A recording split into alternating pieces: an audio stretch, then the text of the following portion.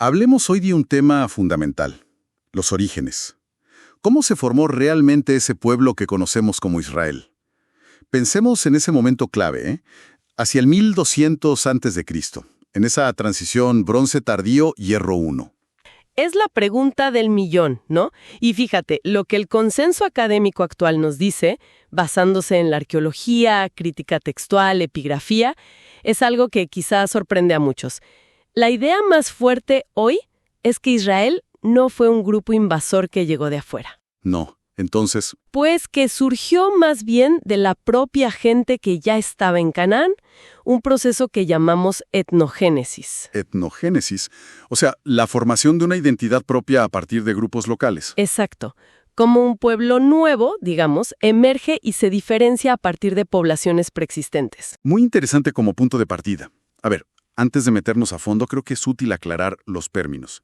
Se habla de hebreo, israelita, judío. Empecemos por hebreo. Buena idea. Hebreo, ibrí, en la lengua antigua, es un término complejo, socialmente ambiguo en sus inicios. Podría venir de una raíz que significa cruzar, tal vez el que viene del otro lado. O, y esto es muy debatido, podría tener conexión con los apilú, Los apiru suenan en textos antiguos, ¿no? como las cartas de Amarna. Justamente. En esas cartas y otros textos cuneiformes, apiru no es un grupo étnico definido. Es más una designación social. Se refiere a gente desarraigada, marginados, rebeldes, a veces mercenarios. Gente fuera del sistema de ciudades-estado. O sea que hebreo, al principio, no era sinónimo de israelita. Podría ser más bien una etiqueta social, a veces un poco peyorativa, como forastero o rebelde. Exactamente. No una identidad nacional clara desde el inicio, era más fluido. Entendido. Pasemos entonces a israelita. ¿Qué implica este término? Israelita, Bnei Israel, los hijos de Israel, ya apunta a una identidad colectiva más definida, primero tribal, luego nacional. Y tenemos una prueba externa clave, la estela de Mereptah. Ah, la famosa estela egipcia. ¿De qué año es más o menos? Alrededor del 1208 a.C. Y es importantísimo porque menciona a Israel como un pueblo, ojo, no un reino, ya asentado en Canaán. Un pueblo, no un estado. Pero ya en Canaán y reconocido por Egipto, eso es clave. Definitivamente. Y más tarde, claro, Israel será el nombre del reino del norte, después de la división. Bien. Y para completar el trío, judío. Judío, Yehudi, ese término tiene un origen geográfico claro, del reino de Judá, en el sur. Su uso como identidad principal, ya con una carga etnorreligiosa fuerte, se consolida sobre todo después del exilio a Babilonia, en el 586 a.C. Se liga a la provincia persa de Yehud, al segundo templo, a la Torá como centro de la vida comunitaria. Es una identidad que logra sobrevivir incluso sin un estado propio. Queda clara la evolución. Ahora, volvamos a los textos fundacionales. La Biblia. Mencionaste la crítica textual. ¿Por qué relatos como los de los patriarcas, el Éxodo, la conquista de Josué? ¿Por qué ya no se toman como historia literal en la academia? Fundamentalmente porque el análisis interno de esos textos revela que son construcciones posteriores. Son narrativas teológicas escritas siglos después de los supuestos eventos. La hipótesis documentaria, por ejemplo, aunque se debate en sus detalles, muestra de forma convincente que la Torá, el Pentateuco, es una compilación de diferentes fuentes, JEDP las llaman, escritas en distintas épocas y con distintas teologías. O sea, no es un relato único y contemporáneo a los hechos. Para nada. Es una obra compleja, tejida a lo largo de mucho tiempo. Y además esa composición múltiple, hay pistas internas, ¿no? Los anacronismos, detalles que no encajan con la época que describen. Exacto. Son como señales de que el autor vivía mucho después. El ejemplo clásico son los camellos. Los camellos de Abraham. Sí. Se describen caravanas de camellos en la época patriarcal, que ubicaríamos en el segundo milenio antes de Cristo. Pero la domesticación del camello y su uso generalizado para caravanas a gran escala es algo propio del primer milenio antes de Cristo. Ajá, un detalle que delata la fecha de escritura. Otro ejemplo, los filisteos. Aparecen interactuando con Abraham e Isaac. Pero la arqueología nos dice que los filisteos, uno de los pueblos del mar, se asientan en la costa de Canaán hacia el 1175 a.C., bastante después de la supuesta época patriarcal. Entiendo. Y lo mismo pasa con los arameos como grupo político importante. Su auge es posterior al 1100 a.C. Todos estos detalles apuntan a que los textos se escribieron, o al menos se editaron en su forma final, mucho después de los eventos que narran. Entonces, si los textos bíblicos son complejos y posteriores, la arqueología se vuelve crucial para entender qué pasaba realmente en Canaán, hacia el 1200 a.C. Es el pilar fundamental, sí. La arqueología nos da el contexto material. Y lo que vemos es un momento de gran cambio. Hacia el final de la Edad del Bronce tardío, todo ese sistema de ciudades-estado cananeas, muchas de ellas vasallas de Egipto, entra en crisis, colapsa. Se crea un vacío de poder, sobre todo en las zonas más controladas antes, las llanuras, los valles. Exacto.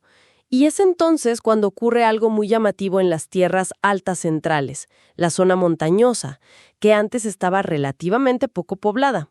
¿Qué ocurre allí? Vemos una especie de ola de nuevos asentamientos. Surgen de repente cientos de aldeas, más de 300. 300 nuevos pueblos. Es un cambio demográfico enorme. Enorme. Son aldeas pequeñas, generalmente no fortificadas. Indican que mucha gente se está mudando a esa región. ¿Y qué sabemos de la gente que vivía en esas aldeas? ¿Tenían alguna característica particular? ¿Podemos llamarlos ya protoisraelitas? Es una buena forma de llamarlos. Y sí, tienen rasgos distintivos. En arquitectura, por ejemplo, se populariza un tipo de casa conocido como la casa de 4 habitaciones. ¿Y la cerámica suele ser un buen indicador cultural? Muy buen indicador. Y aquí está lo interesante. La cerámica de estas aldeas es bastante simple, funcional, pero sigue claramente la tradición local cananea del bronce tardío. O sea, no traen una cerámica totalmente nueva de otro lugar. Exacto. Esto es un argumento fuerte contra la idea de una invasión o una migración masiva desde fuera. La cultura material básica muestra continuidad. Pero tiene que haber algo que los diferencie, si están formando una nueva identidad. Lo hay. Y es algo muy particular. La dieta. En los basureros de estas aldeas de las tierras altas, los arqueólogos encuentran muy pocos huesos de cerdo. Casi ninguno. Y eso es distinto a sus vecinos. Sí. Por ejemplo, en los sitios filisteos de la costa, el cerdo se consumía normalmente. Esta ausencia casi total de cerdo en las tierras altas parece ser un marcador dietético distintivo, una elección cultural que empieza a diferenciar a este grupo. Fascinante. Continuidad material cananea en la cerámica, pero ya una diferenciación cultural clara en la dieta y quizás en la organización social, en esas aldeas sin murallas. Exacto. La arqueología sugiere que estos primeros israelitas surgieron de la población cananea local, pero al mismo tiempo empezaron a desarrollar una cultura distinta. La identidad nació en Canaán. Entonces, ¿cómo se integran todas estas piezas? ¿Qué modelos se han propuesto para explicar este origen? Bueno, históricamente hubo varios modelos. El de la conquista militar, basado en el libro de Josué, ya casi nadie lo defiende académicamente. La arqueología no muestra esas destrucciones masivas y coordinadas, y están los anacronismos bíblicos que comentamos. Descartado por falta de evidencia. Luego estaba el modelo de la infiltración pacífica, que imaginaba a grupos nómadas asentándose gradualmente. Pero choca con la evidencia de una cultura material de raíz cananea, no nómada, y una agricultura establecida desde temprano en estas aldeas. Tampoco encaja del todo. ¿Cuál es el consenso hoy? El modelo que mejor parece explicar toda la evidencia, la continuidad y discontinuidad cultural, el patrón de asentamientos, los textos leídos críticamente, es el de emergencia autóctona y gradual. Emergencia autóctona, es decir, que surgieron de la propia tierra. Sí, la idea es que la mayoría de los protoisraelitas eran cananeos, campesinos, pastores, quizá refugiados de las ciudades colapsadas, que se reasentaron en las tierras altas. Y en ese nuevo entorno, enfrentando nuevos desafíos y con cierta separación de los centros urbanos anteriores, desarrollaron poco a poco una nueva identidad social, cultural y eventualmente religiosa. Tiene mucho sentido. Integra mejor las pruebas. Pero aquí hay una vuelta de tuerca muy interesante que mencionaste al principio. Si este pueblo era, en su mayoría, de origen cananeo, ¿qué pasa con su dios principal, YHWH? También era cananeo.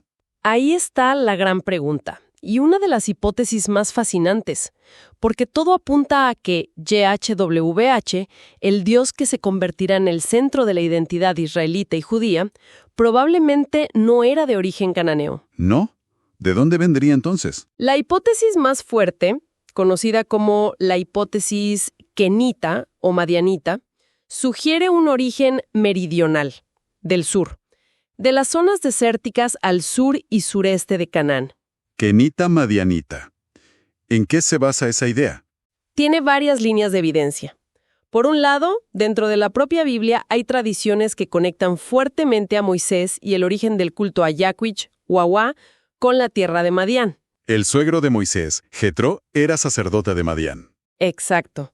Y poemas muy antiguos, considerados de los textos más arcaicos de la Biblia, como el canto de Débora en Jueces 5, o ciertas bendiciones en Deuteronomio 33, describen a Yahweh Wahwah viniendo del sur, de lugares como Seir, Edom, el Sinaí, Parán, todos en esa zona meridional. O sea, la propia tradición interna parece recordar un origen sureño para su dios. Así parece.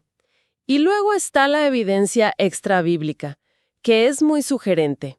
Textos egipcios de los siglos XIV y XIII a.C., de faraones como Amenhotep III y Ramsés II. ¿Qué dicen esos textos? Mencionan repetidamente a unos grupos nómadas llamados los Shasu de Ibnambwa, y los ubican geográficamente en la región de Edom, de Seir, justamente esas zonas del sur. Shasu de Ibnambwa. El parecido con IHWEW es impactante.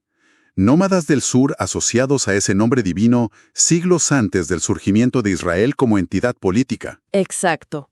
Es una evidencia externa muy potente que apoya la idea de que el culto a una deidad llamada Yu o Yahweh ya existía en el sur antes de que fuera adoptado por los grupos que formarían Israel en Canaán. Entonces tenemos una dualidad sorprendente. Un pueblo que emerge de la población cananea local, pero que adopta y es transformado por el culto a un dios que parece venir de fuera, del desierto del sur. Esa es la síntesis que parece más probable hoy. Israel como una fusión, un pueblo de raíces cananeas que, en ese crisol del colapso de la Edad del Bronce y buscando una nueva identidad, se encuentra y adopta el culto a esta deidad del sur, YHWH. Es una imagen mucho más compleja y dinámica que la idea tradicional de una conquista externa. Totalmente. El Israel temprano parece ser el resultado de una convergencia. Gente local cananea, un dios de origen meridional, y todo ello catalizado por el colapso del viejo orden y la oportunidad de crear algo nuevo en las tierras altas. Recapitulando entonces, esta exploración profunda.